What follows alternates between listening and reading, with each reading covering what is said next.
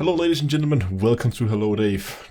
Buckle up because we have a lot of stuff to talk about this week, and we're actually going to start this week out in Star Citizen, where we got a Q&A from the developers about the Misc Expance, this new refining ship, and they answered a lot of questions about how they are intended for it to work. Obviously, the ship is still being developed, it's not in the game yet, but these are just their thoughts of how they want to get the ship to work when it eventually makes it into the game. And it being a refining ship means that you can basically refine ore on site instead of having to ferry it to a refinery. Now, I did a dedicated video on it, so if you are interested in seeing how I think that ship is going to affect mining in Star Citizen in the future, then you can go watch that video. Was released on Saturday. I want to attach a few additional comments to it, mainly as a reply to some of the things you guys mentioned in the chat. I think you're absolutely right, as some of you guys mentioned, that having a refining ship in a system like Stanton, where we have refineries everywhere, maybe doesn't make a whole lot of sense, because you could just go to a refinery station, right? It does offer the ability for the miner to be paid up front rather than having to wait a day for the refining process and then having to do the whole hauling process, which takes time away from mining. So you get paid up front by going and selling it to a refining ship. Obviously, then the refining ship have to sell it to a transport ship later that can then go and sell it off on a planet. So we know that the refining process is going to be a lot quicker on these ships. So it's gonna be interesting, but I don't think it's going to be the most useful ship in Stanton. But by the time the Expance comes out, I would expect that the pyro system has been added, and there it might make a lot more sense to use something like a remote refining ship, as pyro is supposed to be less populated. It's going to be a lot bigger, so we might have some significant travel distances from our mining grounds to potential refineries, if there are any in the system at all. And obviously, if we are out mining Quantinium, well, we have that 15-minute counter. If we can't make it to a refinery in time, well, the whole thing's going to blow up.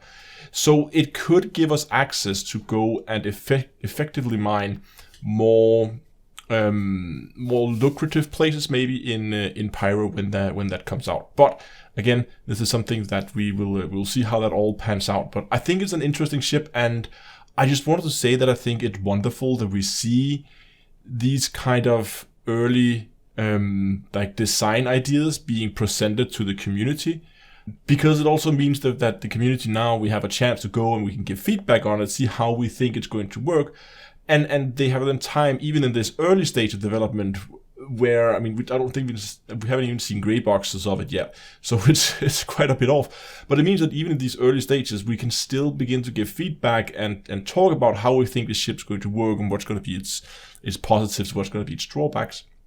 And I think that's really, really valuable, so you don't end up with launching a ship that then has to be completely redesigned or something before it can actually be taken into use by the community. So I just think I wanted to mention that yeah, getting information early on is huge thumbs up. I wish other developers would do that more. Also, 3.17 has now gone live. That means if you're playing on the live servers now, you have the 3.17 update with everything that includes new mining gadgets, which I've been looking at a lot, ship-to-ship refueling, selling loot. We've talked about this a lot. There's this massive update. So you can go and you can play around with all that new stuff in update 3.17 now. And update 3.17.1, if it hasn't already, likely it will go into Evocati today. Usually they don't stick around on Evocati on PTU for that long. So the fact that they're already ready with 3.17.1, exactly what's going to be in this patch, I don't know. Usually it's just going to be smaller bug fixes and those kind of things. But we'll see what's going to include. But it seems that 3.17.1 is going to be on PTU in the not too distant future. I wouldn't be too surprised if we're going to see it later this week as well. I'm interested to hear in your comment section, because I've seen some people report that they're getting significantly better frame rates in 3.17 compared to what they would have in previous patches. And CRG has done a lot of work with the whole Gen 12 renderer, and all that stuff has been updated, and they done a lot of stuff server side in this patch as well with how they are streaming assets to and from, or maybe from the servers to the client, and that seems to have paid off. At least for some people, there's been some significant improvements in frame rate. So I'm really interested in hearing what you are getting in 3.17 now, and especially also what did you have before. We have some mixed messages from Frontier. Last week they announced that the official live stream would be cancelled last week. So there were no official live stream last week. And in the forum post they also said, and I quote, "We will post in the future to confirm when they will resume." And everybody, that last sentence was like, so that means you're just cancelling them until further notice? We kind of heard this time before. That means so no live stream for a month. That's what's happening here. What's likely going on here is they have other titles that were about to release last week, and they probably didn't know how much time they would need to take away from Elite stuff to help the community team launch that game. I think that's why they canceled the live stream. But Frontier did then go out later last week and clarified and said that the live stream is going to return this week. So we are going to have live streams this week, and we assume it's going to return to normal. The only thing that's different is they're now streaming Wednesday instead of Thursday. I don't know if that's a permanent thing or if they just wanted to stream on the 4th of May. The interesting thing about the live stream on Wednesday then is that they've said they're going to be talking about console account transfers, and they're also going to talk about what their focus is for Elite Dangerous in 2022. So hopefully sounds like it's going to turn out to be a good live stream. And I just wanted to clarify something here. They've just said they're going to talk about account transfers from console to PC. I haven't confirmed that this is going to happen. It may very well be that they're going to come out and say, yeah, we looked at it, we're not going to be able to transfer your accounts, sorry. That is a very, very real possibility that that's what's going to happen. They just said they want to talk about it. They have not confirmed that it is actually going to happen. We'll have to wait until Wednesday for the live stream to figure out what they come up with. But the second section there about where they're going to talk about their focus for Elite for the remainder of 2022 is going to be really interesting. I'm curious what approach Frontier is going to take. I mean, they already spent now a year trying to polish up Odyssey, getting into what I would consider a finished state. Like, I think where Odyssey is now is where it should have been before they launched it. So it's interesting to see what they're going to do now. They're going to be focusing on more content, as they have been promising us for so long, that they have all this content that's coming, just wait. And I'm really hoping they're going to see some sneak peeks about what they're planning. And it's not just going to be another one of those, kicking the can down the road kind of news updates, where they're just going to say, oh, we have all this amazing stuff and we really want to focus on new content. I really hope they get a little bit more specific than that. I think myself and a lot of other people are really getting tired with this.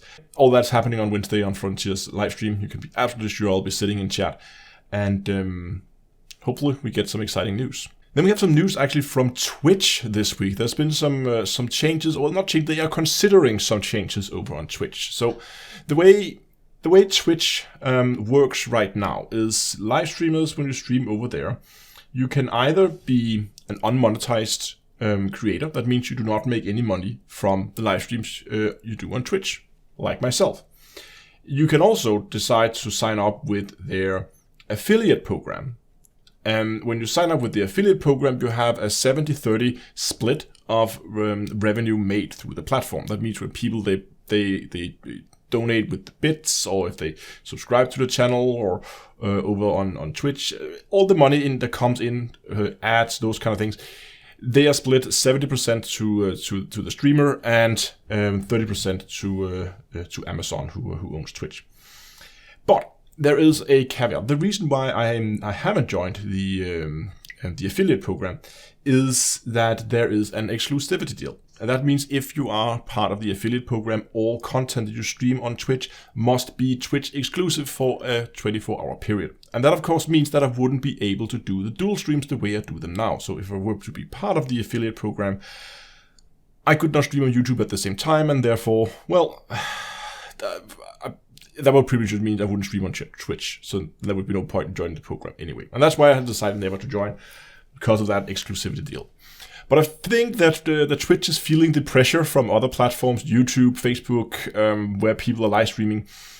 And therefore they're considering, I should really say they are considering changes to the whole monetization model. First of all, the affiliate program is going to be dropping the exclusivity deal so that you're now allowed to dual stream and make money off Twitch at the same time. Now, that is that's a nice change. I like that. However, what they've also considered doing is to dropping from 70-30% split to a 50-50 split. So now you, as a streamer, only get half the money made. So every time anyone donates through Twitch, then if those changes go through, then half that money is going to go to Amazon and then to Jeff Bezos' pocket, basically. And further, they're also planning to increase the number of ads over there, so people will see more ads. And I think what we're talking about here is like in-stream ads, like ad breaks that's just going to be added. Just like when sometimes if you have it enabled on YouTube, when you watch a video, you will know it will like pause the video, it will play an ad, and then it will continue the video after that ad. They're going to do the same thing with live streams, which I think is an absolutely terrible idea. Because, like, on YouTube, when you're watching a VOD, a video on demand, the video is paused and you just resume where you left off and you're not losing anything. But on a live stream, you're losing that time where the ad is playing. And that means if I'm doing something, and then all of a sudden, ad plays in the middle. I think that's a terrible idea for a live stream platform to do, like, mid-stream ads like that. So it's a mixed bag. For the live stream tomorrow, I will be heading back into Star Citizen, where we are going to be testing some new mining builds that I've considered to try. I think I'll come up with something quite interesting with the new mining devices that may work.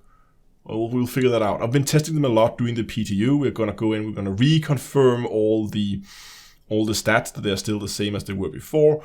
And then we're gonna take it out and we're gonna try out that new build that I'm considering that could actually be really, really good, I think.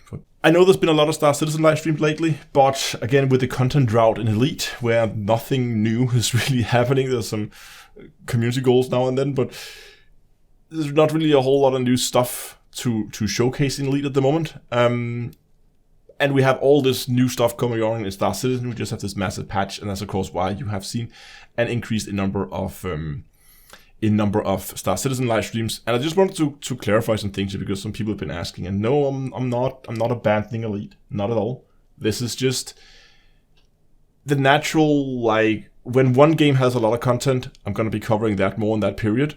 And when there's then more of a drought in one game, then hopefully the other game has something interesting to talk about then, and then it'll swap over. So that means when we begin to see new content coming to Elite, new stuff happening over there, then you will see a period where there's going to be almost no Star Citizen and a lot more Elite content. It's going to like swing back and forth between the different games, dependent on where there is new stuff to talk about.